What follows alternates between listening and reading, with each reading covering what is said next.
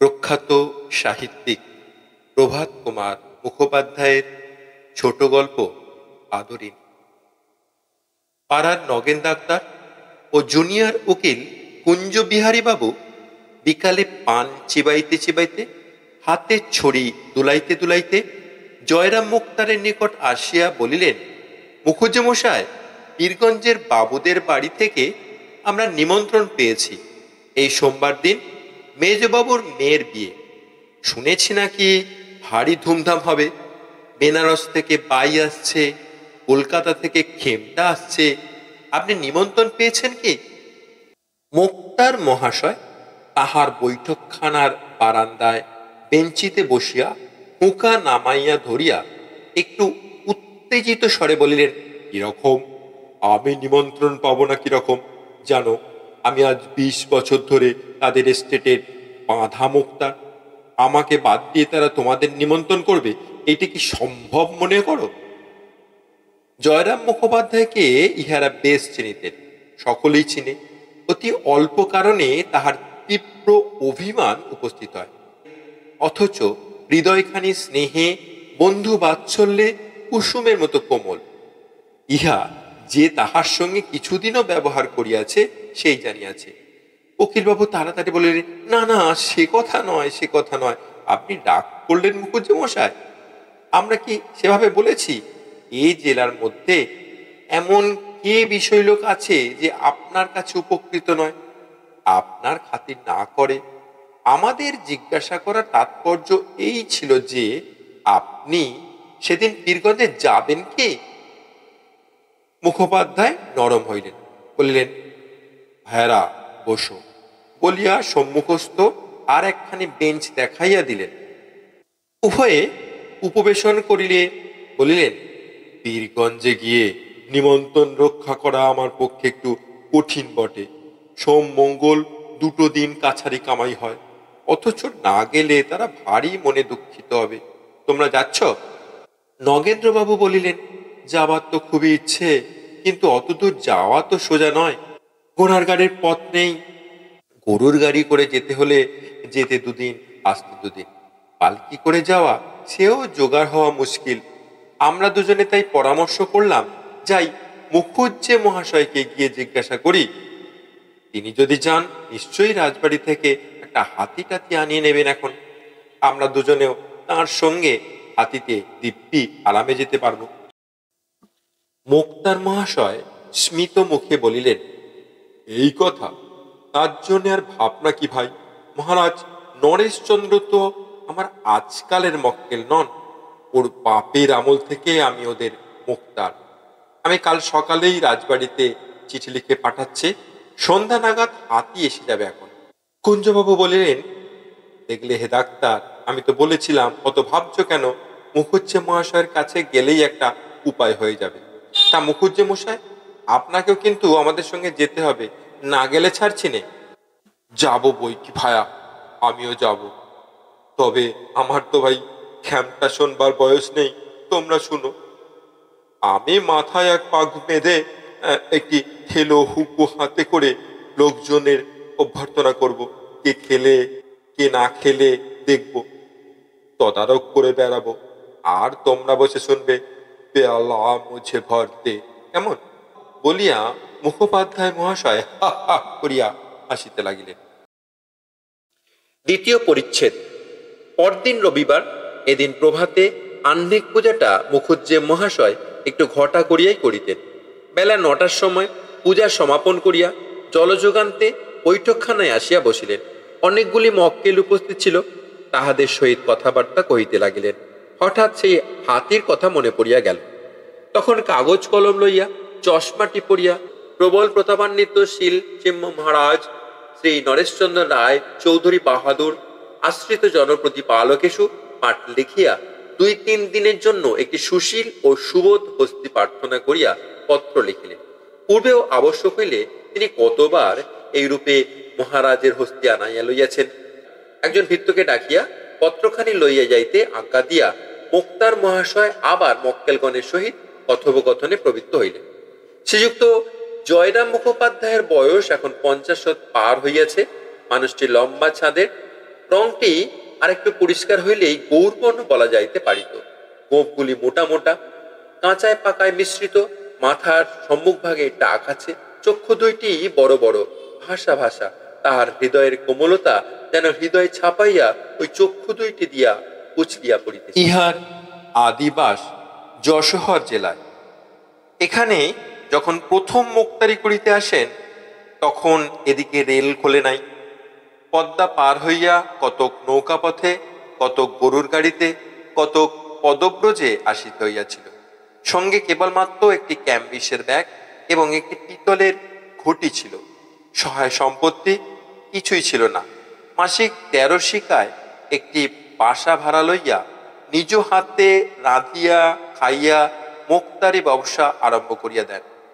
এখন সেই জয়রাম মুখোপাধ্যায় পাকা দালান উঠা করিয়াছেন, বাগান করিয়াছেন, পুকুর কিনিয়াছেন, অনেকগুলি কোম্পানির কাগজও কিনিয়াছেন। যে সময়ের কথা বলিতেছি তখন এ জেলায় ইংরেজিওয়ালা মোক্তারের আবির্ভাব হইয়াছে বটে, কিন্তু জয়রাম মুখুজ্জেকে তাহারা কেহই হটাইতে পারে নাই। তখনও উনি এ জেলার প্রধান মোক্তার বলিয়া গণ্য। মুখোপাধ্যায় মহাশয়ের হৃদয়খানি অত্যন্ত কোমল ও স্নেহপ্রবণ হইলেও মেজাজটা কিছু রুক্ষ। যৌবনকালে ইনি রীতিমতো বদরাগী ছিলেন। এখন রক্ত অনেকটা ঠান্ডা হইয়া আসিয়াছে। সেকালে হাকিমেরা একটু অবিচার অত্যাচার করিলেই মুখুজ্জে মহাশয় রাগিয়া চেঁচাইয়া অনর্থ পাত করিয়া তুলিতেন। একদিন এজলাসে এক ডেপুটির সহিত ইহার বিলক্ষণ বচসা হইয়া যায়। বিকেলে বাড়ি আসিয়া দেখিলেন তাহার মঙ্গলা গাই একটি এঁড়ে বাছুর প্রসব করিয়াছে। তখন আদর করিয়া উক্ত ডেপুটি বাবুর নামে বাছুরটির নামকরণ করিলেন। ডেপুটি বাবু লোক পরম্পরায় ক্রমে একথা শুনিয়াছিলেন এবং বলা বাহুল্য নিতান্ত প্রীতি লাভ করেন নাই। আর একবার এক ডেপুটির সম্মুখে মুখুজ্জে মহাশয় আইনে তর্ক করিতেছিলেন, কিন্তু হাকিম কিছুতেই ইহার কথায় সায় দিতেছিলেন না। অবশেষে রাগের মাথায় জয়রাম বলিয়া বসিলেন, আমার স্ত্রীর যতটুকু আইন জ্ঞান আছে হুজুরের তাও নাই দেখছি। সেই দিন আদালত অবমাননার জন্য মোক্তার মহাশয়ের 5 টাকা জরিমানা হইয়াছিল। এই আদেশের বিরুদ্ধে তিনি হাইকোর্ট অবধি লড়িয়াছিলেন। সব সদ্য 1700 টাকা ব্যয় করিয়া এই 5টি টাকা জরিমানার হুকুম রহিত করিয়াছিলেন। মুখোপাধ্যায় যেমন অনেক টাকা উপার্জন করিতেন, তেমনি তাহার ব্যয়ও যথেষ্ট ছিল। তিনি অকাতরে অন্নদান করিতেন। অত্যাচারিত উৎপীড়িত গরিব লোকের মোকদ্দমা তিনি কত সময় বিনা ফিসে এমনকি নিজ অর্থ ব্যয় পর্যন্ত করিয়া চালাইয়া দিয়াছেন। প্রতি রবিবার অপরাহ্নকালে পাড়ার যুবক বৃন্দ মুক্তার মহাশয়ের বৈঠকখানায় সমবেত হইয়া তাস পাশা প্রভৃতি খেলিয়া থাকেন। অদ্য সেইরূপ অনেককে আগমন করিয়াছেন। পূর্বোক্ত ডাক্তারবাবু ও উকিলবাবুও আছেন। হাতিকে বাঁধিবার জন্য বাগানে খানিকটা স্থান পরিষ্কৃত করা হইতেছে। হাতি রাত্রে খাইবে বলিয়া বড় বড় পাতা শুদ্ধ কয়েকটি কলা গাছ ও অন্যান্য বৃক্ষের ডাল কাটাইয়া রাখা হইতেছে। মুক্তার মহাশয় সে সমস্ত তদারক করিতেছেন। মাঝে মাঝে বৈঠকখানায় আসিয়া কোনো ব্রাহ্মণের হাত হইতে হুকাটি লইয়া দাঁড়াইয়া দাঁড়াইয়া 2-4 টান দিয়া আবার বাহির হইয়া যাইতেছেন। সন্ধ্যার কিছু পূর্বে জয়রাম বৈঠকখানায় বসিয়া পাশা খেলা দেখিতেছিলেন। এমন সময় সেই পত্রবাহক ভৃত্য ফিরিয়া আসিল, বলিল, হাতি পাওয়া গেল না। কুঞ্জবাবু নিরাশ হইয়া বলিয়া উঠিলেন, হ্যাঁ, পাওয়া গেল না? নগেন্দ্রবাবু বলিলেন, তাই তো, সব মাটি। মুক্তার মহাশয় বলিলেন, কেন রে, হাতি পাওয়া গেল না কেন? চিঠি জবাব এনেছিস? ভৃত্য বলিল, আজ্ঞে না, দেওয়ানজিকে গিয়ে চিঠি দিলাম। তিনি চিঠি নিয়ে মহারাজের কাছে গেলেন। খানিক বাদে ফিরে এসে বললেন, বিয়ের নিমন্ত্রণ হয়েছে, তার জন্য হাতি কেন? গরুর গাড়িতে আসতে বলো। এই কথা শুনিবা মাত্র জয়রাম ক্ষোভে লজ্জায় রোষে যেন একেবারে ক্ষিপ্ত প্রায় হইয়া উঠিলেন। তাহার হাত পা ঠক ঠক করিয়া কাঁপিতে লাগিল। 2 চক্ষু দিয়া রক্ত ফাটিয়া পড়িতে লাগিল। মুখমণ্ডলের শিরা উপশিরাগুলি স্ফীত হইয়া উঠিল। কম্পিত স্বরে ঘাড় বাঁকাইয়া বারংবার বলিতে লাগিলেন, হাতি দিলে না, হাতি দিলে না, হাতি দিলে না। সমবেত ভদ্রলোকগণ ক্রীড়া বন্ধ করিয়া হাত গুটাইয়া বসিলেন। কেহ কেহ বলিলেন, তার আর কি করেন মুখুজ্জে মশাই, পরের জিনিস জোর তো নেই, একখানা ভালো দেখে গরুর গাড়ি ভাড়া করে নিয়ে রাত্রি 10টা-11টার সময় বেরিয়ে পড়ুন, ঠিক সময়ে পৌঁছে যাবেন। ওই ইদামধ্যে শেখ একজনের নতুন বলদ কিনে এনেছে, খুব দ্রুত যায়। জয়রাম বক্তার দিকে দৃষ্টিপাত না করিয়া বলিলেন, না, যদি হাতি চড়ে যেতে পারি তবেই যাব, নইলে এ বিবাহে আমার যাওয়াই হবে। তৃতীয় পরিচ্ছেদ। শহর হইতে 2-3 ক্রোশের মধ্যে 2-3 জন জমিদারের হস্তি ছিল। সেই রাত্রেই জয়রাম তত্তৎ স্থানে লোক পাঠাইয়া দিলেন, যদি কেহ হস্তি বিক্রয় করে তবে কিনিবেন। রাত্রি 2 প্রহরের সময় একজন ফিরিয়া আসিয়া বলিল, বীরপুরের উমাচরণ লাহিড়ীর একটি মাদি হাতি আছে, এখনো বাচ্চা, বিক্রি করবে, কিন্তু বিস্তর দাম চায়। কত? 2000 টাকা। খুব বাচ্চা? না, সবারই নিতে পারবে। কুছ পরোয়া নেই, তাই কিনবো। এক্ষুনি তুমি যাও, কাল সকালেই যেন হাতি আসে। লাহিড়ী মহাশয়কে আমার নমস্কার জানিয়ে বলো, হাতির সঙ্গে যেন কোনো বিশ্বাসী কর্মচারী পাঠিয়ে দেন, হাতি দিয়ে টাকা নিয়ে যাবে। পরদিন বেলা 7টার সময় হস্তিনী আসিল, তাহার নাম আদরি। লাহিড়ী মহাশয় কর্মচারী রীতিমতো স্ট্যাম্প কাগজে রসিদ লিখিয়া দিয়া 2000 টাকা লইয়া প্রস্থান করিল। বাড়িতে হাতি আসিবা মাত্র পাড়ার তাবৎ বালক বালিকা আসিয়া বৈঠকখানার উঠোনে ভিড় করিয়া দাঁড়াইল। 2-1 জন অশিষ্ট বালক সুর করিয়া বলিতে লাগিল, হাতি তোর গোদা পায়ে নাতি। বাড়ির বালকেরা ইহাতে অত্যন্ত ক্রুদ্ধ হইয়া উঠিল এবং অপমান করিয়া তাহাদিগকে বহিষ্কৃত করিয়া দিল। হস্তিনী গিয়া অন্তঃপুর দ্বারের নিকট দাঁড়াইল। মুখুজ্জে মহাশয় বিপত্নিক, তাহার জ্যেষ্ঠ পুত্রবধূ একটি ঘটিতে জল লইয়া সভয় পদক্ষেপে বাহির হইয়া আসিলেন। কম্পিত হস্তে তাহার পদচতুষ্টয়ে সেই জল একটু ঢালিয়া দিলেন। মাহুতের ইঙ্গিতানুসারে আদরিণী তখন জানু পাতিয়া বসিল। বড়বধূ তৈল ও সিন্দুরে তাহার ললাট রঞ্জিত করিয়া দিলেন। ঘন ঘন শঙ্খধ্বনি হইতে লাগিল। আবার দাঁড়াইয়া উঠিলে একটা ধামায় ভরিয়া আলো, চাল, কলা ও অন্যান্য মাঙ্গল্য দ্রব্য তাহার সম্মুখে রক্ষিত হইল। সুর দিয়া তুলিয়া তুলিয়া কতক সে খাইল, অধিকাংশ ছিটাইয়া দিল। এইরূপে বরণ সম্পন্ন হইলে রাজহস্তির জন্য সংগৃহীত সেই কদলীকাণ্ড ও বৃক্ষ শাখা আদরিণী ভোজন করিতে লাগিল। নিমন্ত্রণ রক্ষা করিয়া পীরগঞ্জ হইতে ফিরিবার পরদিন বিকালে মহারাজ নরেশচন্দ্রের সহিত মুখোপাধ্যায় মহাশয় সাক্ষাৎ করিতে গেলেন। বলা বাহুল্য, হস্তিপৃষ্ঠে আরোহণ করিয়াই গেলেন। মহারাজের দ্বিতল বৈঠকখানার নিম্নে বিস্তৃত প্রাঙ্গণ, প্রাঙ্গণের অপর প্রান্তে প্রবেশের সিংহদ্বার। বৈঠকখানায় বসিয়া সমস্ত প্রাঙ্গণ ও সিংহদ্বারের বাহিরে অনেক দূর অবধি মহারাজের দৃষ্টিগোচর হইয়া থাকে। রাজ সমীপে উপনীত হইলে মুখোপাধ্যায় মহাশয় তাহাকে আশীর্বাদ করিয়া আসন গ্রহণ করিলেন। মোকদ্দমা ও বিষয় সংক্রান্ত 2-4 কথার পর মহারাজ জিজ্ঞাসা করিলেন, মুখুজ্জে মশাই, ও হাতিটি কার? মুখুজ্জে মহাশয় বিনীতভাবে বলিলেন, আজ্ঞে হুজুর বাহাদুরেরই হাতি। মহারাজ বিস্মিত হয়ে বলেন, আমার হাতি? কই, ও হাতি তো কোনোদিন আমি দেখিনি, কোথা থেকে এলো? আজ্ঞে বীরপুরের উমাচরণ লাহিড়ীর কাছ থেকে কিনেছি। অধিকতর বিস্মিত হয়ে রাজা কহিলেন, আপনি কিনেছেন? আজ্ঞে হ্যাঁ। তবে বললেন, আমার হাতি?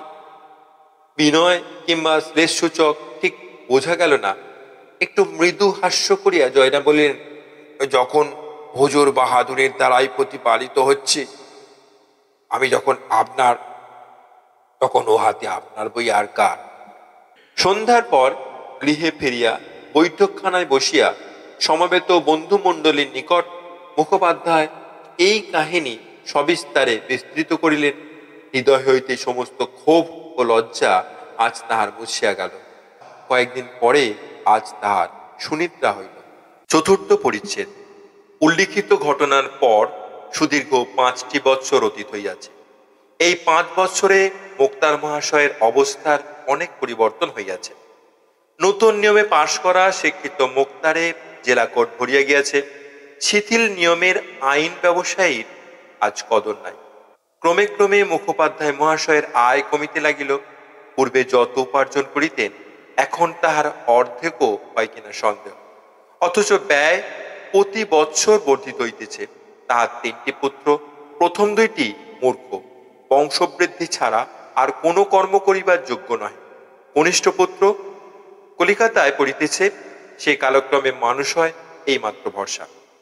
ব্যবসায়ের প্রতি মুখোপাধ্যায়ের আর অনুরাগ নাই। বড় বিরক্ত হইয়া উঠিয়াছেন। ছোকরা মোক্তারগণ যাহাদিগকে একসময় উলঙ্গাবস্থায় পথে খেলা করিতে দেখিয়াছেন, তাহারা এখন শ্যামলা মাথায় দিয়া তাহার প্রতিপক্ষে দাঁড়াইয়া চোখ মুখ ঘুরাইয়া ফরফর করিয়া ইংরাজিতে হাকিমকে কি বলিতে থাকেন তিনি কিছুই বুঝিতে পারেন না। পার্শ্বস্থিত ইংরেজি জানা জুনিয়রকে জিজ্ঞাসা করেন উনি কি বলছেন। জুনিয়র তর্জমা করিয়া তাহাকে বুঝাইতে বুঝাইতে অন্য প্রসঙ্গ উপস্থিত হয়। মুখের জবাব মুখেই রইয়া যায়। নিষ্ফল রোষে তিনি ফুলিতে থাকেন। তাহা ছাড়া পূর্বে হাকিমগণ মুখুজ্জে মহাশয়কে যেরূপ শ্রদ্ধার চোখে দেখিতেন, এখনকার নব্য হাকিমগণ আর তাহা করেন না। ইহাদের যেন বিশ্বাস যে ইংরেজি জানে না সে মনুষ্য পদবাচ্যই নয়। এ সকল কারণে মুখোপাধ্যায় মহাশয় স্থির করিয়াছেন কর্ম হইতে অবসর গ্রহণ করাই শ্রেয়। তিনি যাহা সঞ্চয় করিয়াছেন তাহার সুদ হইতে কোন রকমে সংসার যাত্রা নির্বাহ করিবেন। প্রায় 60 বৎসর বয়স হইল। চিরকালে কি খাটিবেন? বিশ্রামের সময় কি হয় নাই? বড় ছেলেটি যদি মানুষ হইত, 2 টাকা রোজগার করিতে পারিত, তাহা হইলে এতদিন কোন কালে মুখোপাধ্যায় মহাশয় অবসর লইতেন, বাড়িতে বসিয়া পরিণাম করিতেন। কিন্তু আর বেশি চলে না। তথাপি আজ কাল করিয়া আরো 1টি বৎসর কাটিয়া গেল। সেই সময় দায়রায় একটি খুনি মোকদ্দমা উপস্থিত হইল। সেই মোকদ্দমার আসামি জয়রাম মুখোপাধ্যায়কে নিজ মোক্তা নিযুক্ত করিল। একজন নূতন ইংরাজ জজ আসিয়াছেন, তাহারই এজলাসে বিচার। 3 দিন যাবৎ মোকদ্দমা চলিল। অবশেষে মোক্তার মহাশয় উঠিয়া জজ সাহেব বাহাদুর ও এসেইসার মহোদয়গণ বলিয়া বক্তৃতা আরম্ভ করিলেন। বক্তৃতা শেষে এসেসারগণ মুখোপাধ্যায়ের মক্কেলকে নির্দোষ সাব্যস্ত করিলেন। জজ সাহেবও তাহাদের অভিমত স্বীকার করিয়া আসামিকে অব্যাহতি দিলেন। জজ সাহেবও তাহাদের অভিমত স্বীকার করিয়া আসামিকে অব্যাহতি দিলেন। জজ সাহেবকে সেলাম করিয়া মোক্তার মহাশয় নিজ কাগজপত্র বাঁধিতেছেন। এমন সময় জজ সাহেব পেশকারকে জিজ্ঞাসা করলেন, এ উকিলটির নাম কি? পেশকার বলিল, উহার নাম জয়রাম মুখার্জি, উনি উকিল নহেন, মোক্তার। প্রসন্ন হাস্যের সহিত জজ সাহেব জয়রামের প্রতি চাহিয়া বলিলেন, আপনি মোক্তার? জয়রাম বলেন, হ্যাঁ হুজুর, আমি আপনার তাবেদার। জজ সাহেব পূর্ববৎ বলিলেন, আপনি মোক্তার? আমি মনে করিয়াছিলাম আপনি উকিল।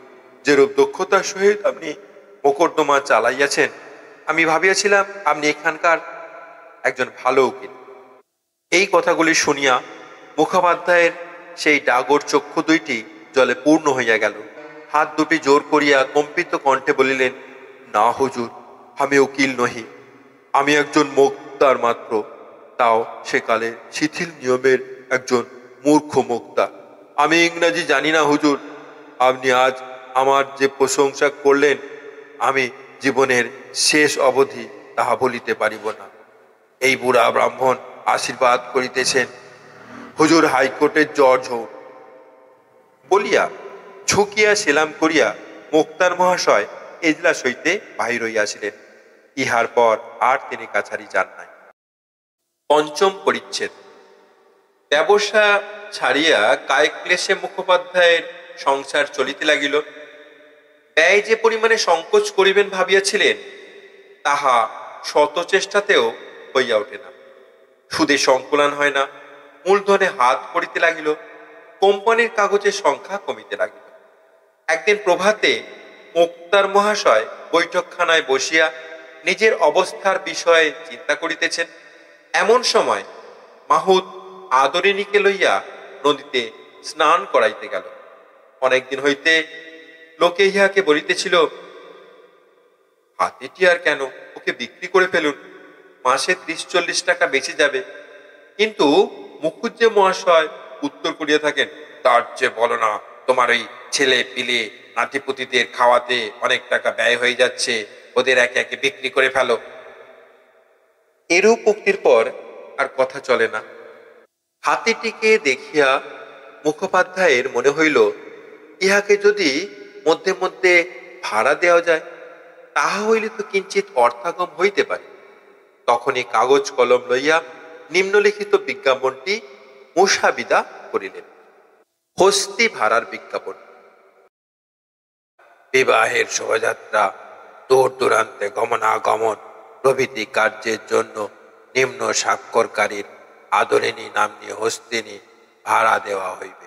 ভাড়া প্রতিরোধ 3 টাকা, হস্তিনীর খোরাকি 1 টাকা এবং মাহুতের খোরাকি একুনে ধার্য হইয়াছে। যাহার আবশ্যক হইবে নিম্ন ঠিকানায় তত্ত্ব লইবেন। শ্রী জয়রাম মুখোপাধ্যায়, মোক্তার, চৌধুরী পাড়া। এই বিজ্ঞাপনটি ছাপাইয়া শহরের প্রত্যেক ল্যাম্পপোস্টে, প্রতি পার্শ্বস্থ বৃক্ষকাণ্ডে এবং অন্যান্য প্রকাশ্য স্থানে আঁটিয়া দেওয়া হইল। বিজ্ঞাপনের ফলে মাঝে মাঝে লোক হস্তি ভাড়া লইতে লাগিল বটে, কিন্তু তাহাতে 10-20 টাকার বেশি আয় হইলই না। মুখোপাধ্যায়ের জ্যেষ্ঠ পুত্রটি পীড়িত হইয়া পড়িল। তাহার জন্য ডাক্তার খরচ, ঔষধপত্রাদি খরচ প্রতিদিন 5 টাকা 7 টাকা কমে নির্বাহ হয় না। মাসখানেক পরে বালকটি কিঞ্চিত আরোগ্য লাভ করিল। বড় বধূ মেজবধূ উভয়ই অন্তঃসত্ত্বা।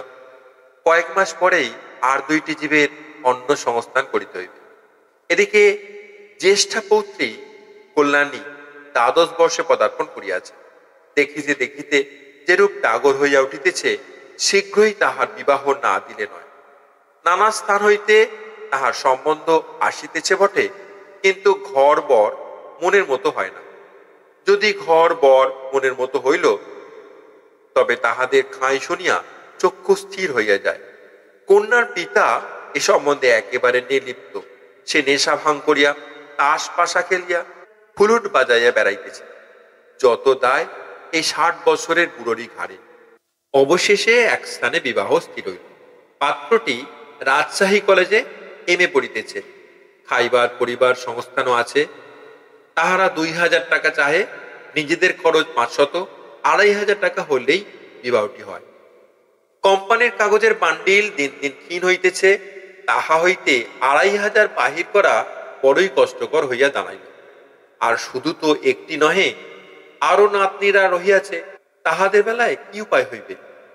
এই সকল ভাবনা চিন্তার মধ্যে পড়িয়া মুখোপাধ্যায় মহাশয়ের শরীর ক্রমে ভগ্ন হইয়া পড়িতে লাগিল। একদিন সংবাদ আসিল, কনিষ্ঠ পুত্রটি বিয়ে পরীক্ষা দিয়াছিল, সেও ফেল হইয়া। বলিতে লাগিলেন, মুখুজ্জে মহাশয় হাতিটিকে বিক্রি করে ফেলুন, করে নাতনির বিবাহ দিন। কি করবেন বলুন? অবস্থা বুঝে তো কাজ করতে হয়। আপনি জ্ঞানী লোক, মায়া পরিত্যাগ করুন। মুখোপাধ্যায় আর কোনো উত্তর দেন না। মাটির পানে চাহিয়া ম্লান মুখে বসিয়া কেবল চিন্তা করেন এবং মাঝে মাঝে দীর্ঘশ্বাস ফেলেন। চৈত্র সংক্রান্তিতে বামুনহাটে একটি মেলা হয়। সেখানে বিস্তর গরু, বাছুর, ঘোড়া, হাতি, উট বিক্রয়ার্থ আসে। বন্ধুগণ বলিলেন, হাতিটিকে মেলায় পাঠিয়ে দিন, বিক্রি হয়ে যাবে। এখন 2000-এ কিনেছিলেন, এখন হাতি বড় হয়েছে, 3000 টাকা অনায়াসে পেতে পারবেন। উচার খুঁটে চক্ষু মুছিয়া বৃদ্ধ বললেন, কি করে তোমরা এমন কথা বলছো? বন্ধুরা বুঝাইলেন, আপনি বলেন, ও আমার মেয়ের মতো, তা মেয়েকেই কি চিরদিন ঘরে রাখা যায়? মেয়ের বিয়ে দিতে হয়, মেয়ে শ্বশুর বাড়ি চলে যায়, তার আর উপায় কি? তবে পোষা জানোয়ার অনেকদিন ধরে রয়েছে, মায়া পড়ে গেছে, একটু দেখে শুনে কোনো ভালো লোকের হাতে বিক্রি করলেই হলো। যে বেশ আদর যত্নে রাখবে, কোনো কষ্ট দেবে না, এমন লোককে বিক্রি করবেন। ভাবিয়া চিন্তিয়া জয়রাম বলিলেন, তোমরা সবাই যখন বলছো তখন তাই হোক, দাও, মেলায় পাঠিয়ে দাও। একজন ভালো খদ্দের ঠিক করো, তাতে দাম যদি 200-500 টাকা কমও হয় সেও স্বীকার। মেলাটি চৈত্র সংক্রান্তির প্রায় 15 দিন পূর্বে আরম্ভ হয়, তবে শেষের 4-5 দিনই জমজমাটি বেশি। সংক্রান্তির 1 সপ্তাহ পূর্বে যাত্রা স্থির হইয়াছে। মাহাত্ম যাবেই, মুখোপাধ্যায় মহাশয় মধ্যম পুত্রটিও সঙ্গে যায়। যাত্রার দিন নথিপত্র সে মুখোপাধ্যায় গাত্রোত্থান করিলেন। যাইবার পূর্বে হস্তি ভোজন করিতেছে। মাটির মেয়েরা, বালক বালিকাগণ সজল নেত্রে বাগানে হস্তির কাছে দাঁড়াই আছে। খরম পায়ে দিয়া মুখোপাধ্যায় মহাশয়ও সেখানে গিয়া দাঁড়ায়। পূর্বদিন 2 টাকার রসগোল্লা আনাইয়া রাখিয়াছিলেন। ভৃত্য সেই হাড়ে হাতে করিয়া আসিয়া দাঁড়াইল। ডালপালা প্রভৃতি মামুলি খাদ্য শেষ হইলে মুখোপাধ্যায় মহাশয় সহস্তে মুঠা মুঠা করিয়া সেই রসগোল্লা হস্তিনীকে খাওয়াইলেন। শেষে তাহার গলার নিম্নে হাত বুলাইতে বুলাইতে ভগ্ন কণ্ঠে বলিলেন, আদর, যাও মা, বামুনহাটের মেলা দেখে এসো। প্রাণ ধরিয়া বিদায় বাণী উচ্চারণ করিতে পারিলেন না। উদ্বেল দুঃখে এই ছলনাটুকুর আশ্রয় লইলেন। হাতি চলিয়া গেল। মুখোপাধ্যায় মহাশয় শূন্য মনে বৈঠকখানার ফরাস বিছানার উপর গিয়া লুটাইয়া পড়িলেন। অনেক বেলা হইলে অনেক সাধ্য সাধনা করিয়া বধূরা তাহাকে স্নান করাইলেন। স্নানান্তে আহারে বসিলেন বটে, কিন্তু পাতের অন্ন ব্যঞ্জন অধিকাংশই অভুক্ত পড়িয়া রহিল। ষষ্ঠ পরিচ্ছেদ। কল্যাণীর বিবাহের সমস্ত কথাবার্তা পাকা হইয়াছে। 10 জ্যৈষ্ঠ শুভ কার্যের দিন স্থির হইয়াছে। বৈশাখ পড়িলেই উভয় পক্ষের আশীর্বাদ হইবে। হস্তি বিক্রয়ের টাকাটা আসিলেই গহনা গড়াইতে দেওয়া হয়। কিন্তু পয়লা বৈশাখ সন্ধ্যাবেলা মশমশ করিয়া আদরিণী ঘরে ফিরিয়া আসিল। বিক্রয় হয় নাই। উপযুক্ত মূল্য দিবার খরিদ্দার জোটে নাই। আদরিণীকে ফিরিতে দেখিয়া বাড়িতে আনন্দ কোলাহল পড়িয়া গেল। বিক্রয় হয় নাই বলিয়া কাহারও কোনো খেদের চিহ্ন সে সময় দেখা গেল না। যেন হারাধন ফিরিয়া পাওয়া গিয়াছে। সকলের আচরণে এইরূপ মনে হইতে লাগিল। বাড়ির লোকে বলিতে লাগিল, আহা, আদর রোগা হয়ে গেছে, বোধহয় একদিন সেখানে ভালো করে খেতে পায়নি, ওকে দিন কতক এখন বেশ করে খাওয়াতে হবে। আনন্দের প্রথম উচ্ছ্বাস অপনীত হইলে পরদিন সকলের মনে হইল কল্যাণীর বিবাহের এখন কি উপায় হইবে। প্রতিবেশী বন্ধুগণ আবার বৈঠকখানায় সমবেত হইলেন। অত বড় মেলায় অমন ভালো হাতির খরিদ্দার কেন জুটিল না, তাহা লইয়া আলোচনা হইতে লাগিল। একজন বলিলেন, ওই যে। আবার মুখুজ্জে মহাশয় বললেন, আদর, যাও মা, মেলা দেখে এসো, তাই বিক্রি হলো না। উনি তো আর আজকালকার মুরগি খেকো ব্রাহ্মণ নন। ওর মুখ দিয়ে যে ব্রহ্মবাক্য বেরিয়েছে সে কথা কি নিষ্ফল হবার জো আছে? কথায় বলে, ব্রহ্মবাক্য বেদ বাক্য। বামুনহাটের মেলা ভাঙিয়া সেখান হইতে আরো 10 কোষ উত্তরে রসুলগঞ্জে সপ্তাহব্যাপী আর একটা মেলা হয়। যে সকল গো মহিষাদি বামুনহাটে বিক্রয় হয় নাই সেসব রসুলগঞ্জে গিয়া জমে। সেইখানে আদরিণীকে পাঠাইবার পরামর্শ হইল। আজ আবার আদরিণী মেলায় যাইবে। আজ আর বৃদ্ধ তাহার কাছে গিয়া বিদায় সম্ভাষণ করিতে পারিলেন না। রীতিমতো আহারাদের পর আদরিণী বাহির হইয়া গেল। কল্যাণী আসিয়া বলিল, দাদামশাই। আদরিণী যাবার সময় কাঁদছিল। মুখোপাধ্যায় শুইয়াছিলেন, উঠিয়া বসিলেন, বলিলেন, কি বললি? কি বললি? কাঁদছিল? হ্যাঁ দাদামশাই, যাবার সময় তার চোখ দিয়ে টপ টপ করে জল পড়তে লাগলো। বৃদ্ধ আবার ভূমিতে পড়িয়া দীর্ঘশ্বাসের সহিত বলিতে লাগলেন, জানতে পেরেছে ওরা অন্তর্যামী কিনা, এ বাড়িতে যে আর ফিরে আসবে না, জানতে পেরেছে। নাতনি চলিয়া গেলে বৃদ্ধ শাস্ত্র নয়নে আপন মনে বলিতে লাগলেন, যাওয়ার সময় আমি তোর সঙ্গে দেখা করলাম না, সে কি তোকে অনাদর করে? না মা, তা নয়। তুই তো অন্তর্যামী, তুই কি আমার মনের কথা বুঝতে পারিসনি? খুকির বিয়েটা হয়ে যাক, তারপর তুই যার ঘরে যাবি তাদের বাড়ি গিয়ে আমি তোকে দেখে আসবো। তোর জন্য সন্দেশ নিয়ে যাব, রসগোল্লা নিয়ে যাব। যতদিন বেঁচে থাকবো মনে কোনো অভিমান করিস নে মা। সপ্তম পরিচ্ছেদ। পরদিন বিকালের একটি চাষি লোক একখানি পত্র আনিয়া মুখোপাধ্যায় মহাশয়ের হস্তে দিল। পত্র পাঠ করিয়া ব্রাহ্মণের মাথায় যেন বজ্রাঘাত হইল। মধ্যম পুত্র লিখিয়াছে, বাটি হইতে 7 ক্রোশ দূরে আসিয়া কল্ল বিকালে আদরিণী অত্যন্ত পীড়িত হইয়া পড়ে। সে আর পথ চলিতে পারে না। রাস্তার পার্শ্বে একটা আমবাগানে শুইয়া পড়িয়াছে। তাহার পেটে বোধহয় কোনো বেদনা হইয়াছে। সুরটি উঠাইয়া মাঝে মাঝে কাতর স্বরে আর্তনাদ করিয়া উঠিতেছে। মাহুত যথাবিদ্যা সমস্ত রাত্রি চিকিৎসা করিয়াছে, কিন্তু কোনো ফল হয় নাই। বোধহয় আদরিণী আর বাঁচিবে না। যদি মরিয়া যায় তবে তাহার শবদেহ প্রথিত করিবার জন্য নিকটেই একটু জমি বন্দোবস্ত করিতে হইবে। সুতরাং কর্তা মহাশয়ের অবিলম্বে আসা আবশ্যক। বাড়ির মধ্যে উঠানে পাগলের মতো পায়চারি করিতে করিতে বৃদ্ধ বলিতে লাগিল, আমার আমার গাড়ি বন্দোবস্ত করে দাও, আমি এক্ষুনি বেরোবো। হাতুড়ির অসুখ, যাতনায় সে ছটফট করছে। আমাকে না দেখতে পেলে সে সুস্থ হবে না। আমি আর দেরি করতে পারবো না। তখনই ঘোড়ার গাড়ির বন্দোবস্ত করিতে লোক ছুটিল। রাত্রি 10টার সময় গাড়ি ছাড়িল। জ্যেষ্ঠ পুত্রও সঙ্গে গেলেন। পত্রবাহক সেই চাষি লোকটি কোচ বাক্সে বসিল। পরদিন প্রভাতে গন্তব্যস্থানে পৌঁছিয়া বৃদ্ধ দেখিলেন সমস্ত শেষ হইয়া গিয়াছে। আদরিণীর সেই নবজলবর্ণ বিশাল দেহখানি আম্বনের ভিতর পতিত রহিয়াছে। তাহা আজ নিশ্চল নিষ্পন্ন। পরদিন প্রভাতে গন্তব্যস্থানে পৌঁছিয়া বৃদ্ধ দেখিলেন সমস্ত শেষ হইয়া গিয়াছে। আদরিণীর সেই নবজলবর্ণ বিশাল দেহখানি আম্বনের ভিতর পতিত রহিয়াছে।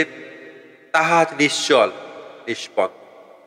বৃদ্ধ ছুটিয়া গিয়া হস্তিনীর সব দেহের উপর লুটাইয়া পড়িয়া তাহার মুখের বিকট মুখ রাখিয়া কাঁদিতে কাঁদিতে বারংবার বলিতে লাগিলেন, অভিমান করে চলে গেলি মা, অভিমান করে চলে গেলি। তোকে বিক্রি করতে পাঠিয়েছিলাম বলে তুই অভিমান করে চলে গেলি। ইহার পর 2 মাস মাত্র মুখোপাধ্যায় মহাশয় জীবিত ছিলেন।